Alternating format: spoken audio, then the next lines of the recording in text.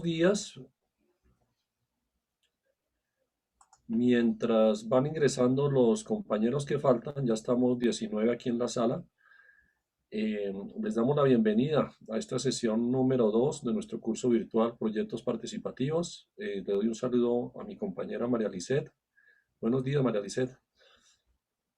Buenos días, Miguel. Buenos días para todos. Bienvenidos a esta segunda sesión de este curso que queremos todos trabajar con mucho cariño y con el propósito de mejorar la acción pastoral. Bueno, tuvimos ese saludo tan bonito de Fray Jesús, que yo tuve la oportunidad de conocerlo desde el 2001, o sea, hace 20 años. Obviamente, pues yo en ese tiempo sí era joven, ahora ya no, pero ya las canas pues ya se ven por todo lado y las arrugas.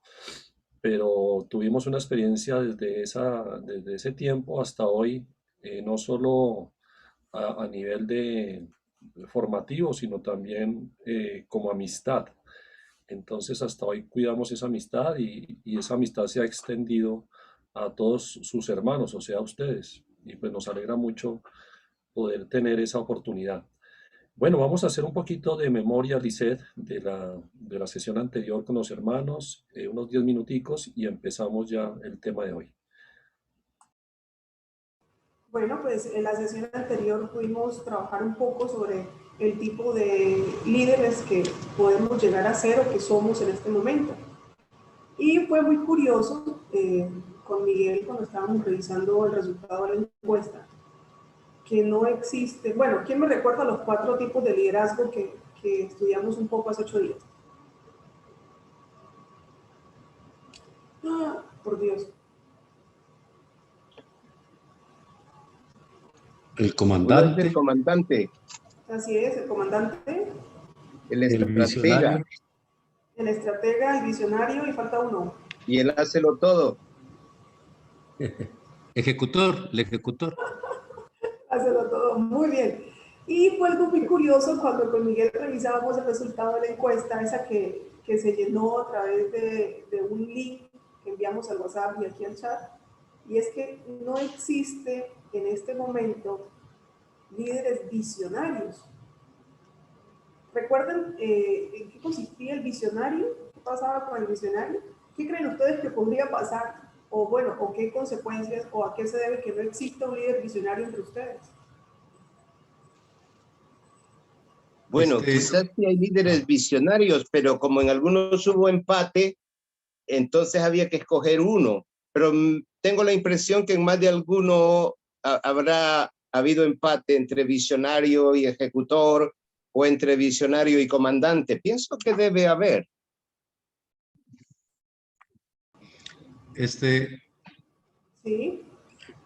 La otra cosa que yo también estaba pensando es que no hubiera como visionario, pero no sé si por la misma espiritualidad franciscana, etcétera, el fraile como que va a lo más práctico. Sí tiene ideas, teoría, todo lo que podamos ir visionando, pero como que nos interesa un poquitito como la práctica. Por ahí pienso que tal vez por eso es que no, que sí tenemos elementos ahí de los que aparecen, ¿verdad? Pero más en la práctica, digo yo. Por ahí Fray Eric está levantando la mano, Fray Eric. Sí, buenos días, así bien. Algo así como lo que decía Ramón, porque me salió empate el visionario y el ¿cómo se llamaba? Se me olvida el nombre, lo que está hablando Fray Marco, el último. Visionario. Visionario y el Ejecutor. El ejecutor, es correcto. Gracias, Fray Martín Estrada. El ejecutor, entonces tuve empate, pero al final yo decidí también el ejecutor, pero sí tuve empate con el visionario. Gracias. Muchas gracias. Por ahí alguien más levantando la mano. Adelante. Muchas gracias. Buenos días a todos. Para mí, lo que han dicho los hermanos, estoy totalmente de acuerdo en la dimensión profunda de nuestro carisma, que de alguna forma desde las primeras etapas nos va marcando. Entonces, personalmente, muy personalmente, sí creo que tiene incidencia, y en el trabajo mío salió una gradualidad, salió 7, 8, 1 que está totalmente alejado, 7, 8, 10, 7 de comandante, 8 de visionario y 10 de ejecutor. Gracias. Gracias a ustedes por compartir. Bueno, mire qué interesante y qué importante saber esto, ¿cierto? Que tal vez prevalece más aquellos de comandante y eso, porque, o de estrategas o de ejecutores, porque como ustedes lo dicen, su carisma los apunta más a la acción, ¿cierto? A ir a actuar en favor de o cambiar ciertas cosas. Pero bueno, qué interesante saber que sí existen visionarios allí, pero que tal vez no es el tipo de líder que resalta. Fray Raúl. Buenos días, pase bien para todos. A mí me llama la atención este aspecto, ¿verdad? De que no haya este tipo de líder, o por lo menos manifiesto en globalidad. Pero también hay que ver la otra parte, el si estamos apuntando inconscientemente hacia un perfil del fraile. O sea, frailes que, y yo creo que esto tendrá que responder a esta realidad, de que somos muy trabajadores, pero de cierto modo individuales. O sea, somos líderes en lo que hacemos, pero cuando tenés 180 líderes en una misma provincia, entonces tenés que darle su sección de liderazgo para que en el feudo no se peleen estos señores feudales, ¿verdad? Entonces no sé si eso puede entrar en rivalidades, en competencia o en choques, porque tenemos ciertas cualidades que nos parecemos, entonces podemos rechazar aquello que veo en el otro porque se parece a mí, pero ya serían otro tipo de análisis, pero me pareciera que estamos llegando a un perfil, o sea, si esto va ahí, estamos perfilándonos, la mayoría vamos por este lado, que podría ser útil para ciertas cosas, pero no nos ayuda en otros niveles, creo yo, pero sería interesante un análisis de hacia dónde va el perfil de líderes que estamos llevando en la actualidad y la corrección que podríamos hacer o mejoramiento de lo que ya tenemos. Buen día. Gracias. ¿Alguien más que quiera aportar su apreciación frente al tema?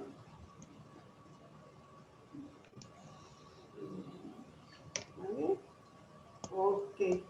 Bueno, pues mire, lo que nos dice Fray Raúl es muy cierto, ¿no? Es ver que están marcados inclinados la mayoría hacia un punto, pero también ver qué podría afectar que tal vez prevalezca más esos. Entonces yo creo que hoy vamos a hablar un poco sobre qué es la sinodalidad y cómo nos puede servir a nosotros dentro de esa pastoral participativa y dentro de este tema que el Papa Francisco nos invita y nos motiva a diario, este tipo de liderazgos y cómo nosotros podemos también fortalecer lo que nos falta. Bueno, no sé quién es, dice noviciado. Está levantando la mano, adelante.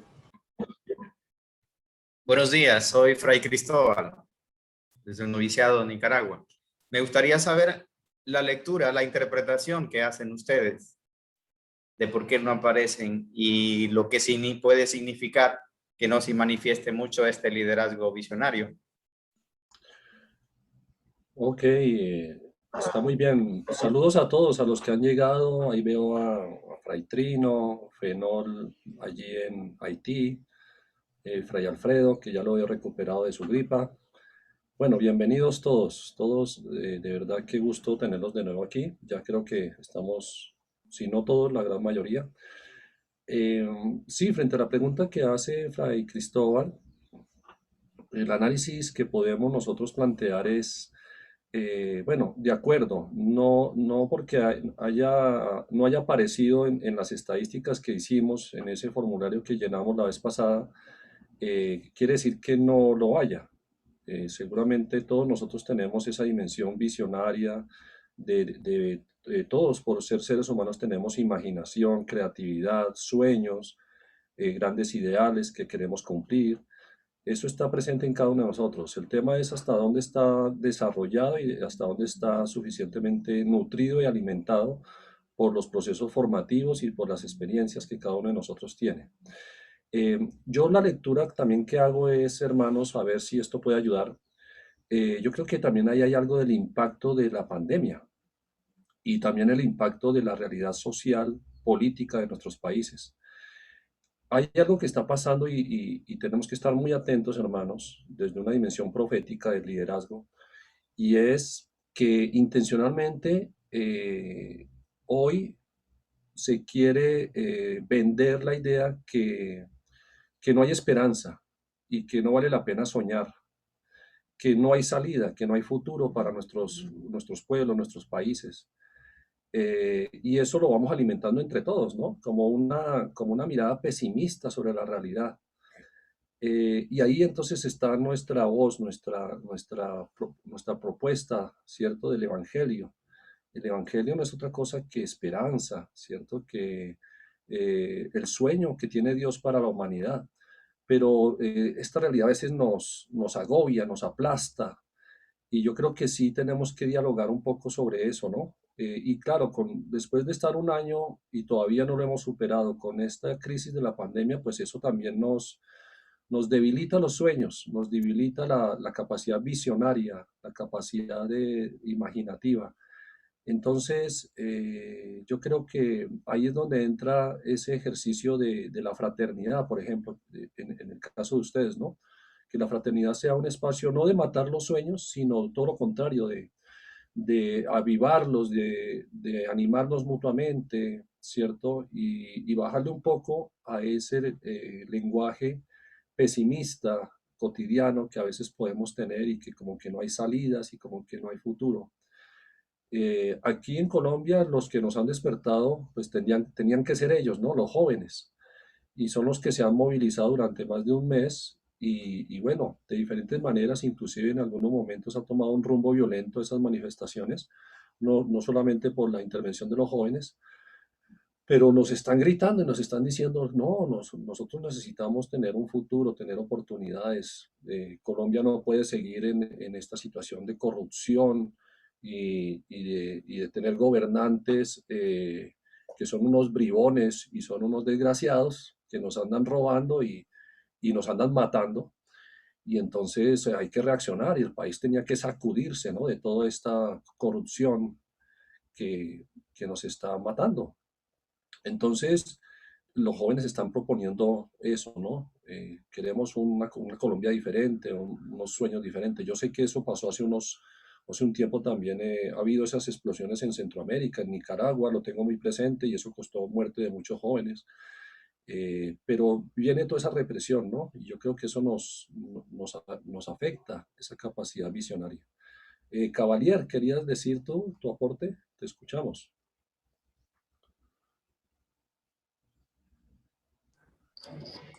Muchas gracias, paz y bien, hermanos y hermanas.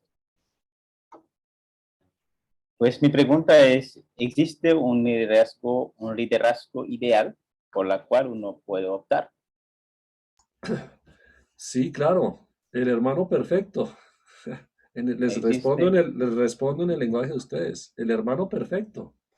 El hermano perfecto es, y eso vamos a hablar justamente, me ayudas con esa pregunta, porque ese es el tema de hoy, ¿cierto? Vamos a hablar sobre la sinodalidad y qué significa esta orientación, este énfasis que está proponiendo el Papa Francisco, recuperar, porque se había perdido el significado profundo y el sentido de fe que tiene.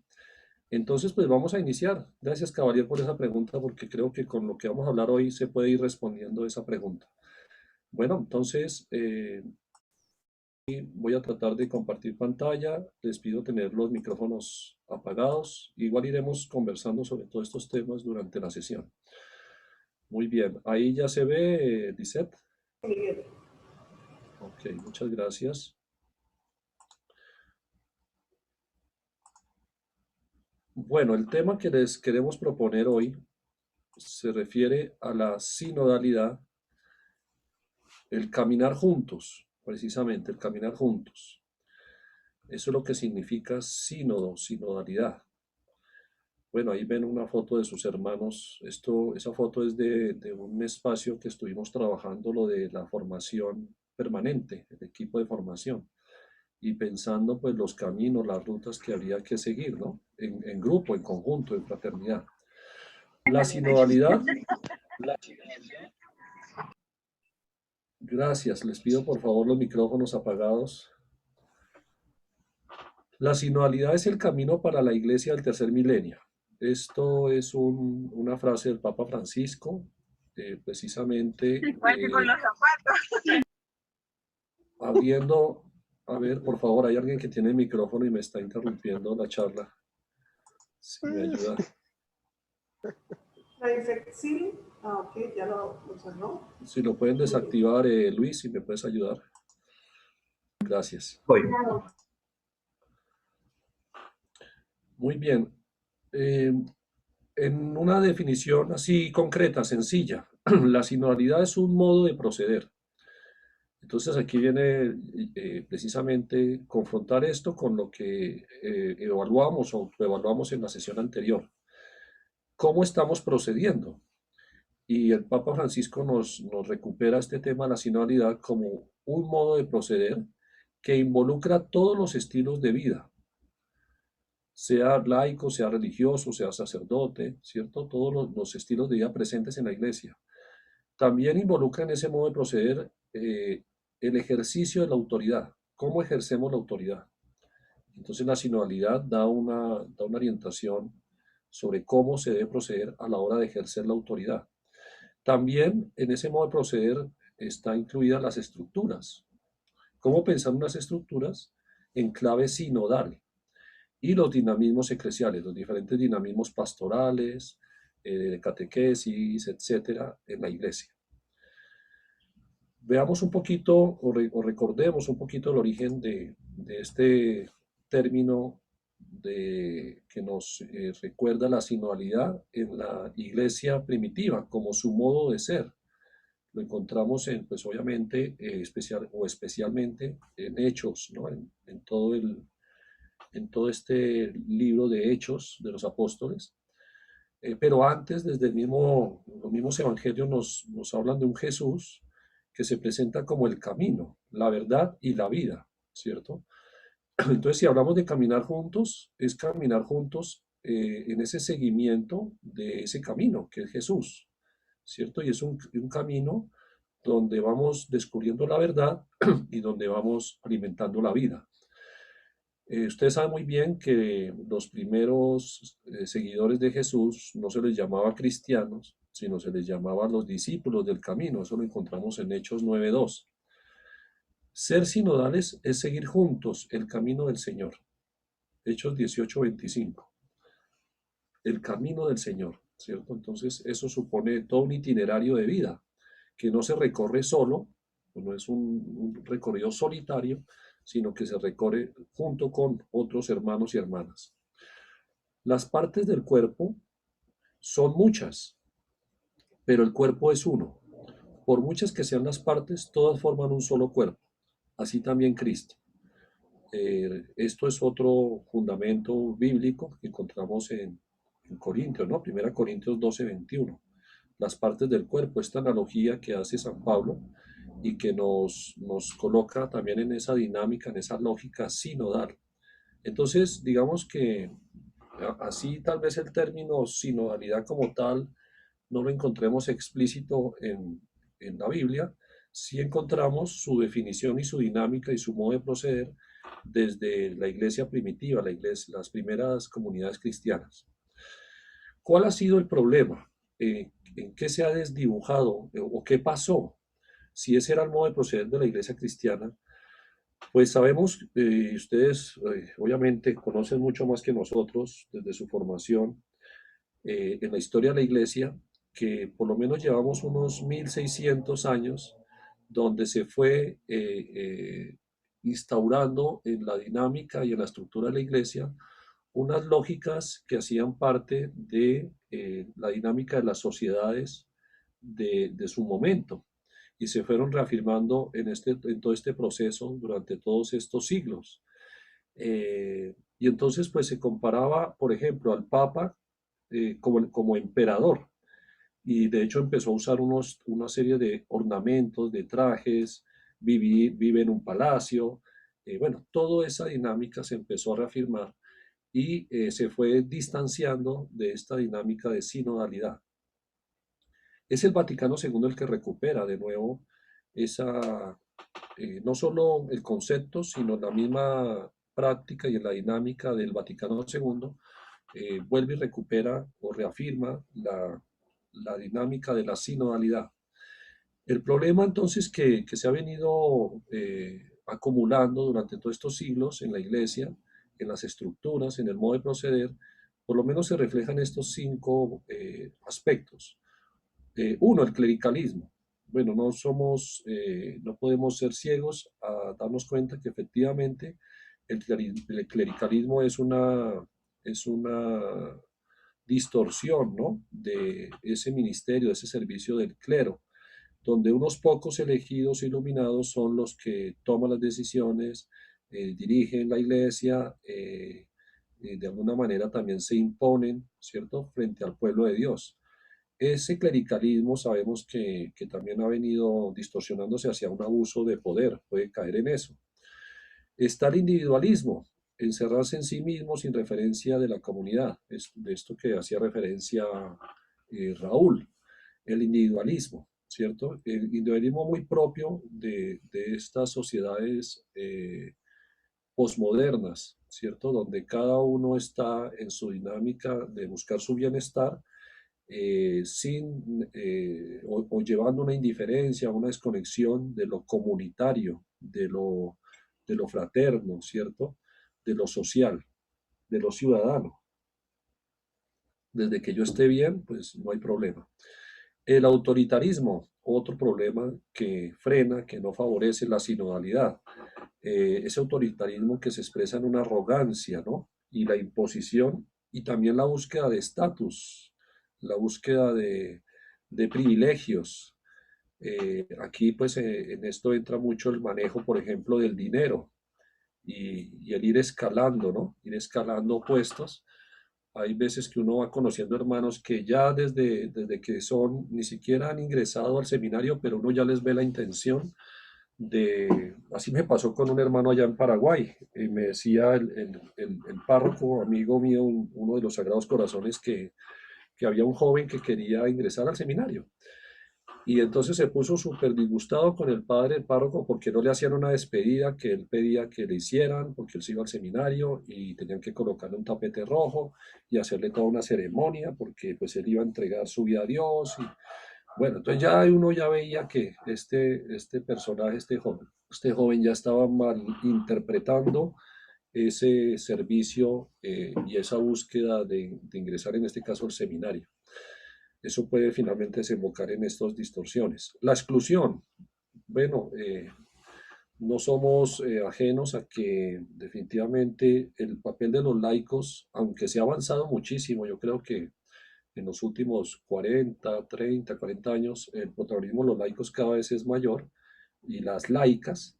Hoy encontramos laicos teólogos, laicos pastoralistas, laicos en espacios de decisión, ¿cierto? En el Vaticano o en las diócesis o en, bueno, diferentes espacios. Pero todavía está presente esa exclusión donde los laicos se ven como sujetos pasivos y receptores sin acceso a la toma de decisiones pues, fundamentales, ¿no? de la iglesia. No solo preguntarles si están de acuerdo con el recorrido de la procesión de este año, sino decisiones mucho más trascendentales en la parroquia o en la diócesis o, bueno, en los diferentes espacios de la iglesia.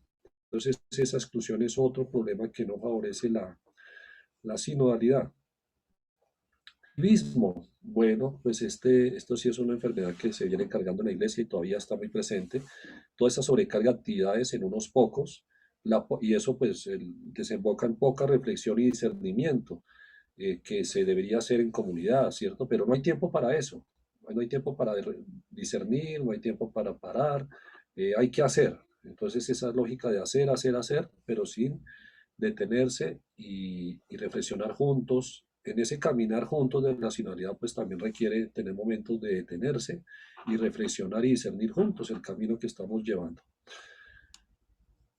Las vocaciones de especial consagración mueren cuando se quieren nutrir de honores, cuando están impulsadas por la búsqueda de una tranquilidad personal y de promoción social, cuando la motivación es subir de categoría, apegarse a intereses materiales, que llega incluso a la torpeza del afán de lucro.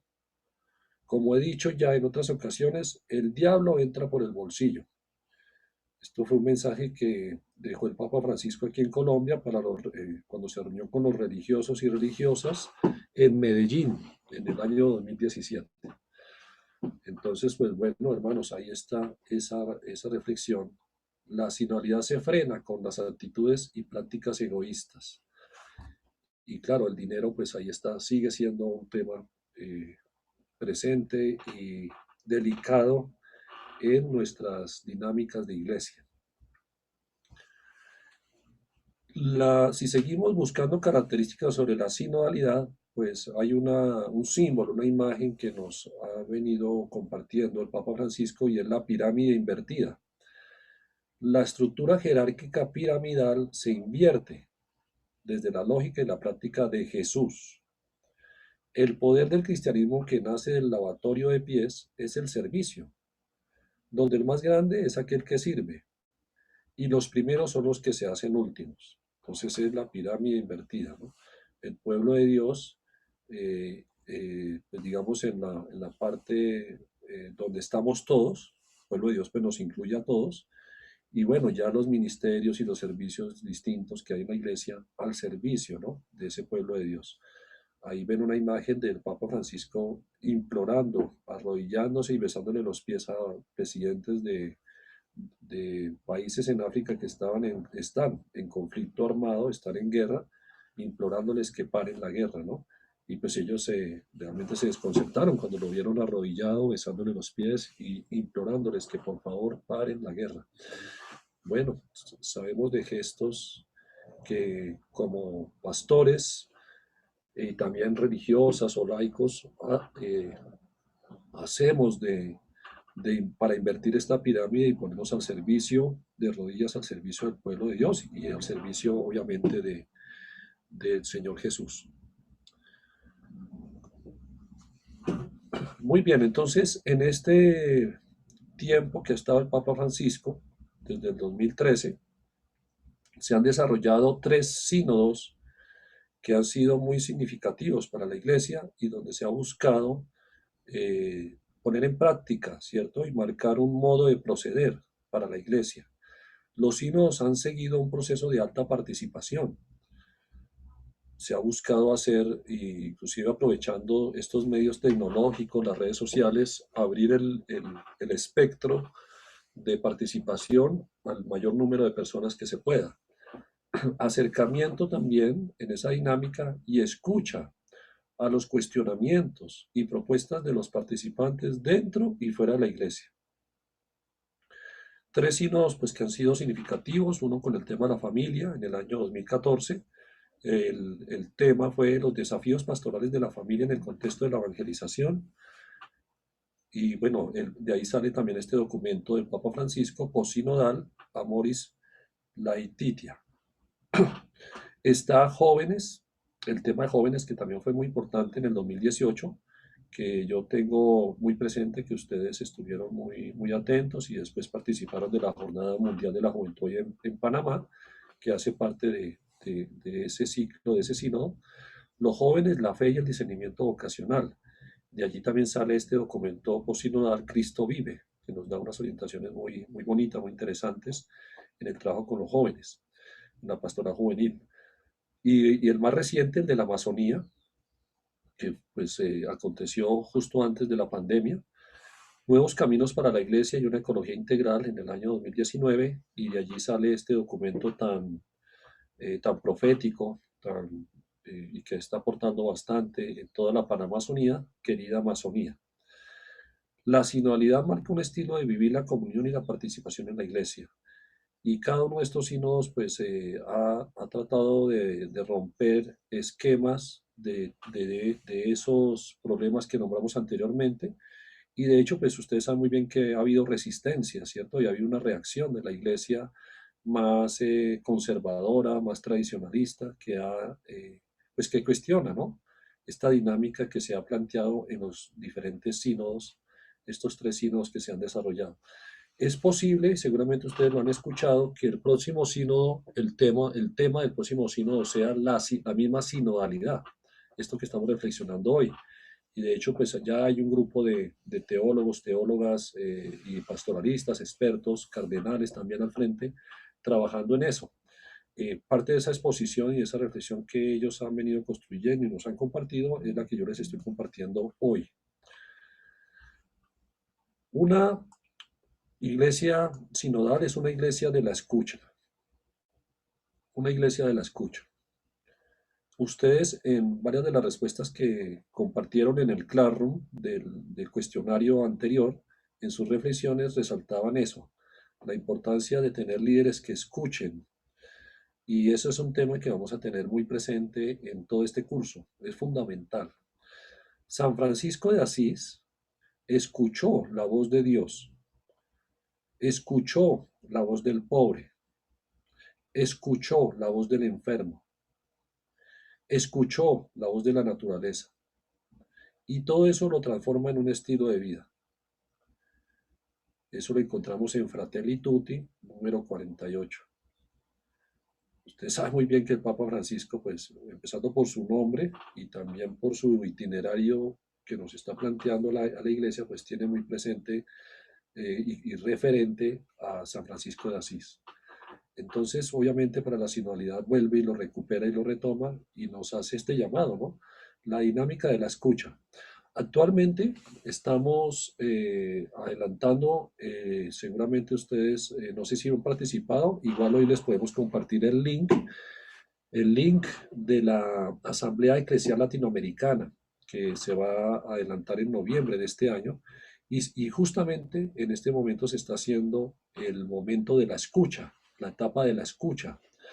Y pues allí hay varias maneras de participar. Nosotros les podemos enviar el link para que si no lo han hecho puedan participar y puedan dar su punto de vista frente a las problemáticas que está viviendo la Iglesia y la sociedad latinoamericana y nuestra propuesta como pastoralistas, seamos religiosos, laicos, sacerdotes, obispos, bueno, cualquiera puede entrar en esa plataforma y dejar su palabra.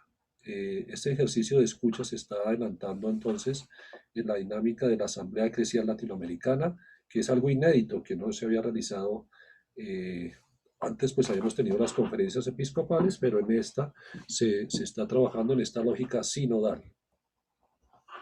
Una iglesia de la escucha, entonces, es una iglesia sinodal, que busca renovar las instituciones, canalizando actitudes de escucha, diálogo, iniciativa, recepción, intercambio, cooperación y participación entre todos.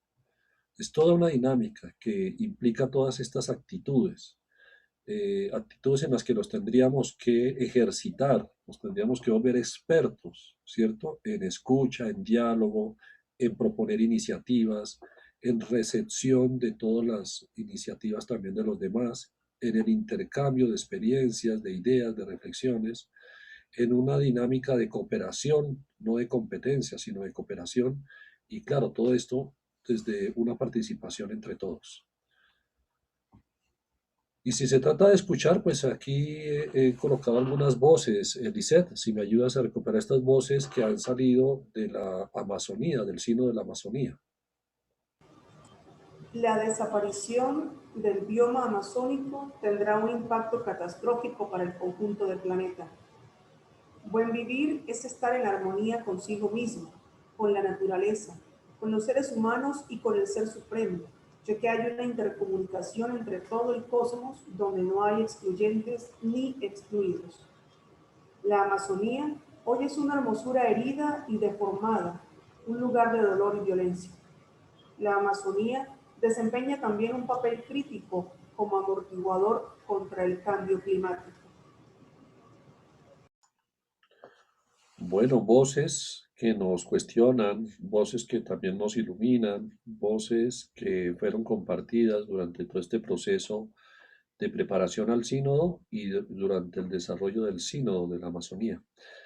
¿Qué nos dicen todas estas voces de las culturas, de las comunidades ancestrales que están presentes allá en la Amazonía, de los misioneros, misioneras que están allí dando la vida, algunos de ellos franciscanos, franciscanas y bueno, y de otras congregaciones?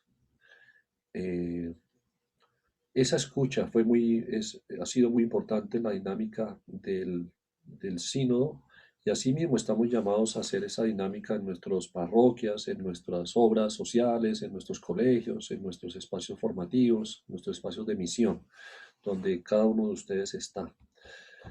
Muy bien, con esto yo creo que ya vamos terminando. pues un referente de ese ejercicio de la sinodalidad y de la escucha es Pedro Casaldáliga, ¿no? Recientemente fallecido el año pasado. Y él nos deja esta frase tan bonita, ¿no? Al final del camino me dirán, ¿has vivido? ¿Has amado? Y yo sin decir nada abriré el corazón lleno de nombres. Y bueno, cada uno de nosotros en ese caminar juntos, pues hemos caminado junto con otros. A mí ahora me pasó una experiencia muy, muy bonita y con eso termino esta primera parte expositiva. Eh, la semana pasada falleció otro de los referentes y maestro amigo mío, el padre Alejandro Londoño, jesuita, que junto con el padre Jesús Andrés Vela, pues impulsaron toda esta obra de la Casa de la Juventud y todas estas oportunidades formativas para agentes de pastoral de toda Latinoamérica, no solo por los cursos, sino también por los libros que escribieron y su testimonio.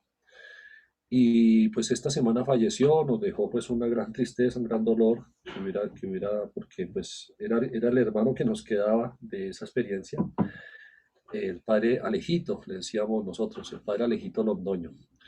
Y, y resulta que alrededor de este hermano pues nos empezamos a reencontrar una serie de nombres de hermanos y hermanas que durante tantos años compartimos ese camino juntos, acompañados por estos hermanos, por el padre Alejito, por el padre Vela, y nos reencontramos. Entonces uno dice, nos enseñaron muchas cosas y nos han dado muchos legados. Parte de esto que les estoy compartiendo viene de ellos.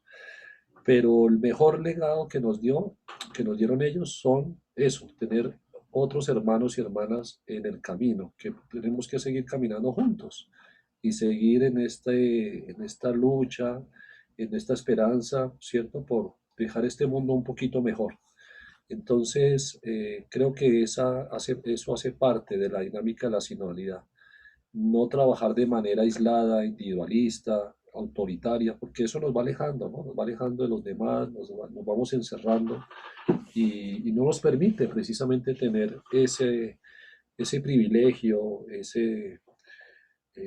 sí, esa dinámica, ese regalo que son los demás, con sus diferencias y con sus aportes, pues nos alimentan, nos nutren, ¿cierto? En nuestra espiritualidad, en nuestro seguimiento de Jesús. Y claro, pues entonces esto implica que tengamos, y con esto termino, una invitación dentro de la sinodalidad. Se requiere de una conversión. Y esto también ustedes lo nombraron algunos hermanos en las preguntas que respondieron de la sesión anterior. Hay que hacer un ejercicio de conversión.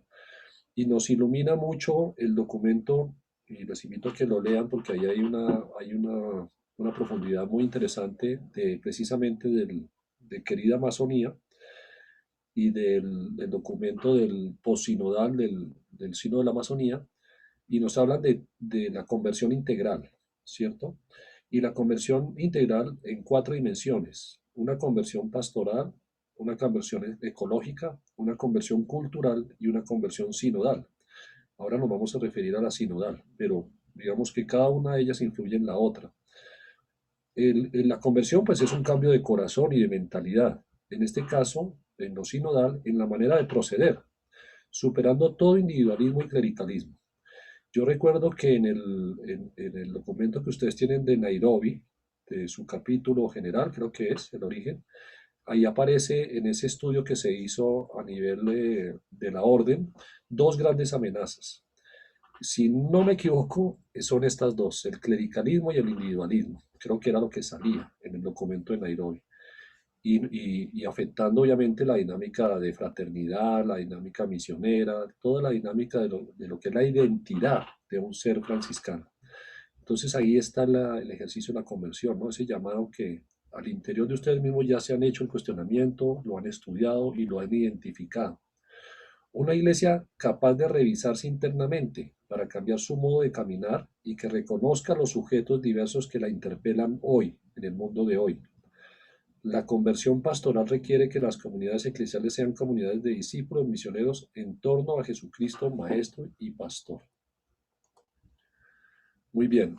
Después del diálogo en grupos, vamos a conversar otro momento de exposición sobre un complemento ya para llevar esto a la práctica, la sinodalidad. ¿Por qué optar? Responder a esta pregunta, ¿no? Entonces, si esa es la sinodalidad, ¿por qué optar por una planificación participativa? Pero esto será tema al regreso.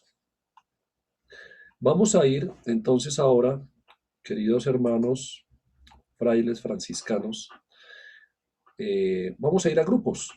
Le voy a pedir a Luis que por favor nos vaya programando ya para ir a grupos. ¿Y cuánto tiempo vamos a estar en los grupos, Lisset? Creo que son Ya te 30, digo. creo que tenemos 30 minutos. 30 minutos. 30 minutos. Para ese diálogo vamos a tener 3 preguntas que nos van a guiar. Las 3 preguntas son las que ustedes se encuentran en el Classroom. O sea, la tarea que hay que subir esta semana la vamos a hacer ya, en ese diálogo en los grupos. Entonces, Lisset, ¿nos puede recordar las 3 preguntas? Ustedes la encuentran en el Classroom, donde dice tarea sinodalidad. Claro que sí, nos dice la tarea lo siguiente.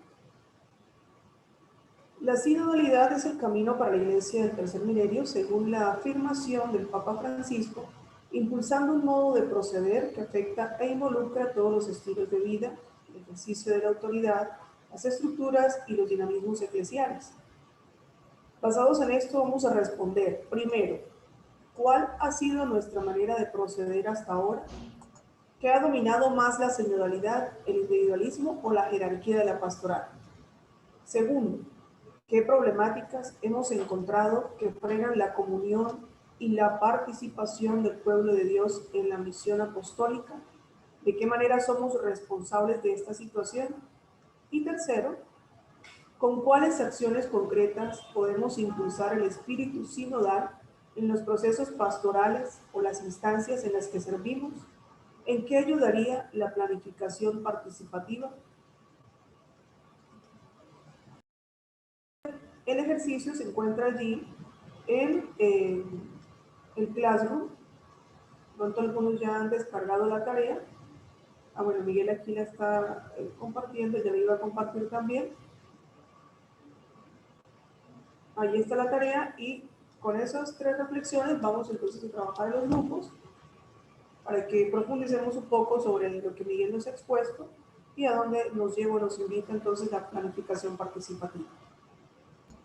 Perfecto, entonces vamos a pedirle a Luis que nos envíe a los grupos y vamos a darle hasta las 11 y, perdón, allá sería las 10 y 10, ¿no? Yo tengo aquí las 11 y 10. En 30 minutos, maestro. Dale hasta las 10 y 10, en el caso de ustedes. 11 y 10 para nosotros aquí en Colombia. Solo que no lo programamos por horas, sino que solo por tiempo. 25 minutos. Dale 25, exacto. 25 ok, ahorita les va a llegar la notificación. Muy bien. ¿Grupos de...? 5 grupos. 5 grupos, sí. Sí. Perfecto. Vamos aquí a dejar de compartir aquí la pantalla. Bueno, estos grupos van a ser al azar, así que vamos a poder compartir con nuevos compañeros. Bueno. Listo, tendrían que estar aceptando.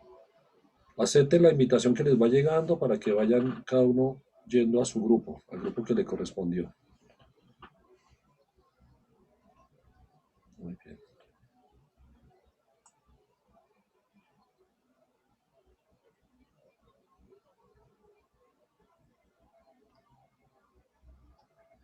Lisset, ¿puedes ir al grupo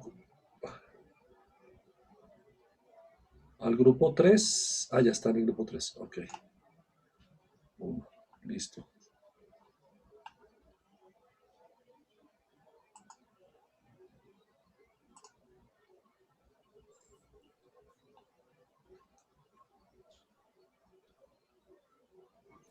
Muy bien, aquí nos faltan algunos hermanos, Luis, para que por favor los envíes a los grupos. Ahorita verifico, maestro. Quizás no han aceptado la notificación.